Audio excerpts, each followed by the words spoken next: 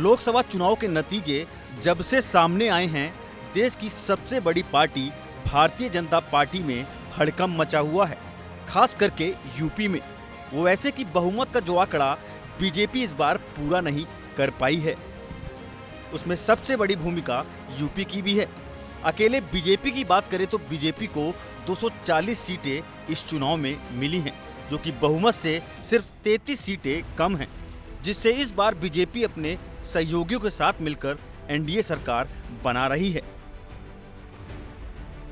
मतलब कि सरकार तो अब भी एनडीए की ही थी, लेकिन बीजेपी वहां पर पूर्ण बहुमत में थी। लेकिन इस बार बीजेपी को अपने सहयोगियों की सख्त जरूरत है, क्योंकि बिना इन सहयोगियों के केंद्र में सरकार बनाना बीजेपी के लिए आसान नहीं है। हाँ, तो हम बात कर रहे थे यूपी की। तो यूपी में बीजेपी की करीब इतनी ही सीटें कम आई हैं, जिसका अंदेशा पार्टी को दूर दूर तक नहीं था। लेकिन जनता ने ऐसा पासा पलटा की जो कोई सोच भी नहीं सकता था। यूपी में अखिलेश को सीधे 5 से 37 सीटें मिल गई, लेकिन एनडीए 64 सीटों से घटकर 33 पर पहुंच गया। इन नतीजों के बाद से लगातार पार्टी अपनी हार की समीक्षा कर रही है, लेकिन नजर सबकी सबसे बड़े सूबे उत्तर प्रदेश पर है, क्योंकि असली खेला तो यूपी में ही हुआ है। तभी आज बीजेपी को इस पड़ाव पर आना पड़ा है। लेकिन यूपी में इतनी कम सीटें आने का आखिर जिम्मेदार कौन है? ऐसा क्या हो गया कि जनता ने ऐसा फैसला लिया?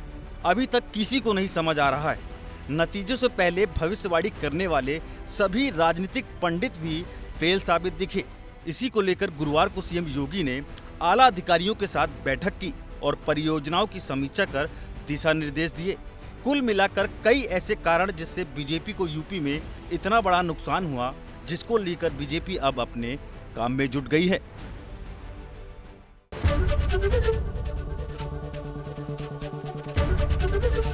एबीपी गंगा, खबर आपकी, जुबान आपकी।